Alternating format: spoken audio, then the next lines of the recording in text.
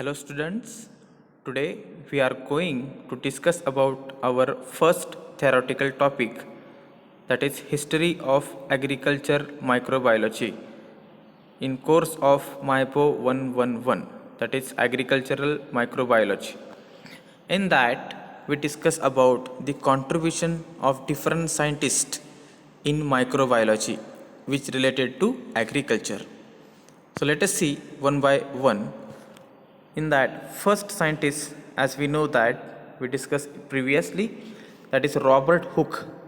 So Robert Hooke, he is called as an father of cell theory because he reported that whatever the plant tissue is there, that each tissue is made up of a small unit called as an cells. So that's why he is called as father of cell theory. Then second contribution of that scientist is he had developed a compound microscope. As we know that what is meant by compound microscope, when two or more than two lens is used in between eyepiece and object, then it is called as a compound microscope. For example, student microscope.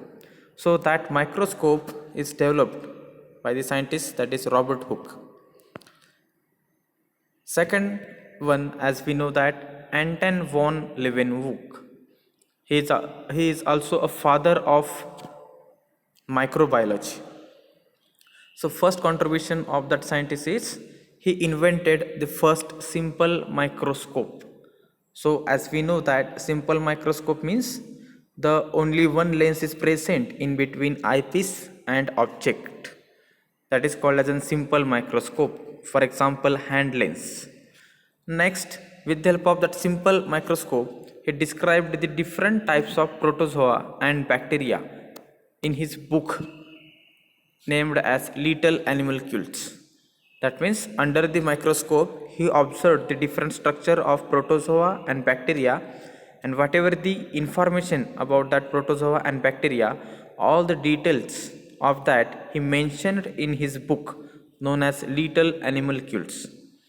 Then he discovered all unicellular microorganisms here. For example, protozoa, algae, bacteria. That's why he is called as a father of microbiology in agricultural microbiology. Next one, John Needham. So as we know that what is the contribution of John Needham? That is he discovered or he support the spontaneous generation theory. In next topic we discuss about how the spontaneous generation theory is carried out. Next, he reported the plant parasitic nematodes in wheat galls. That means nematode is responsible for the formation of galls. In Marathi it is called as an gathi. So that gall formation is takes place around the roots due to the infection of nematodes. Next, the scientist Jensen. As we know that what is the contribution of the scientist? That is he discovered the hot water treatment for control the disease, that is loose smut of wheat. So as we know that loose smut of wheat is an internally seed-borne disease and which is caused by Ustilago triticale. So for control the Ustilago fungus, we treat the seeds with the help of hot water having the temperature 52 degrees Celsius for a period of 10 minutes. So that treatment we discuss in next chapter. Next, E.F. Smith. So he has a tremendous contribution in bacteriology. So that's why he is called as a father of bacteriology. He worked on diseases called as bacterial wilt of cucurbits and crown gall diseases, mostly in crown galls of apples. Next,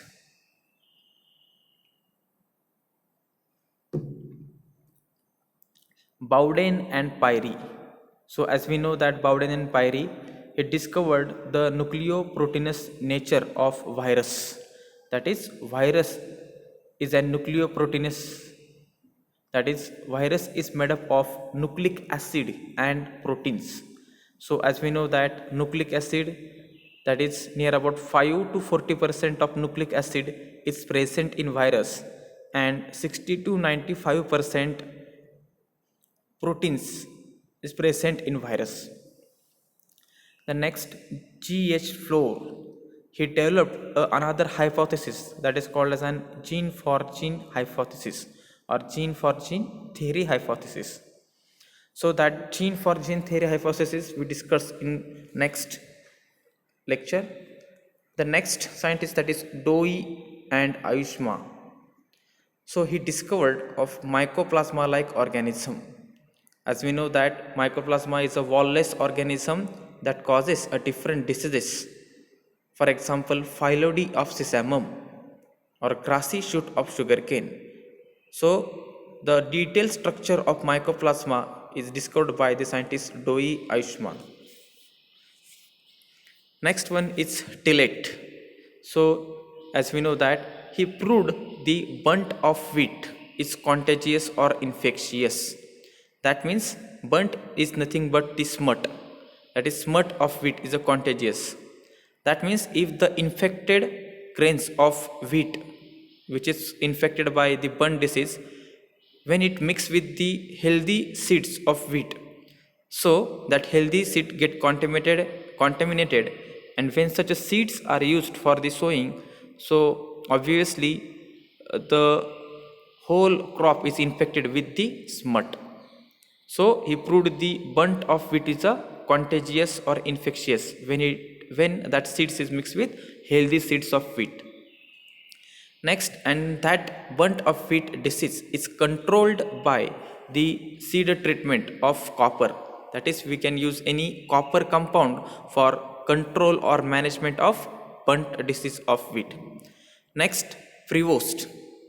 So in 1807, a French botanist, he suggested that copper sulfate is tremendously or effectively used for the control of burnt disease of wheat. Next, E.J. Butler. So as we know that E.J. Butler is a great mycologist. That is, he worked on a fungus. So he is a great mycologist, is working in IARI New Delhi since from 1906 to 1921. He trained a different research workers in mycological and plant pathology. So that's why he is called as a father of modern plant pathology in India.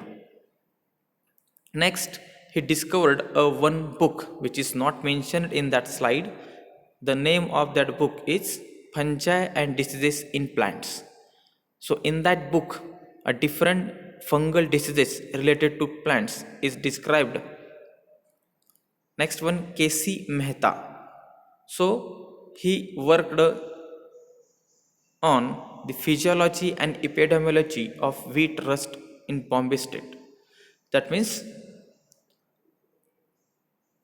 as we know that physiology and epidemiology, that means physiology means what? The internal structure of the rust, and epidemiology means what?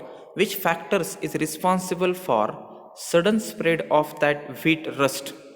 It may be a biotic or abiotic factors. So he described the different factors responsible for to cause the wheat rust. Next, G.S. Kulkarni. So as we know that he is an Indian scientist. He worked on downy mildew of sorghum and pearl millet or a sorghum smut. Then V.P. Bhide, he discovered the different bacterial diseases of plants and the causal organism of that disease. Along with that, P. N. Patel, he also described the different bacterial diseases which is occurred in plant. Next one. So this is all about the contribution of different scientists. Along with that, another scientist is known as an Adolf Meyer. As we know that Adolf Meyer, he discovered the tobacco mosaic virus is a contagious in nature. That means tobacco mosaic virus They cause infection when they comes in contact with healthy plant of tobacco. Next, another scientist known as W.N. Stanley. So as we know that W.N. Stanley, he is a scientist who discovered virus is nothing but it is a crystalline in nature. That is, virus is made up of these small crystals, a small unit called as a crystal. So then another scientist is called as an Beijeringia. So another contribution of that scientist, that is Beijeringia, is the first contribution of that scientist is he described the virus is nothing but contagium vivum fluidum. That is, virus is made up of or virus is nothing but a poisonous liquid. Poisonous liquid. So that poisonous liquid is responsible for to cause the infection in plants. So that all are the contribution of different scientists. So if any difficulty regarding that contribution of scientists, so please ask me on my personal number. Thank you.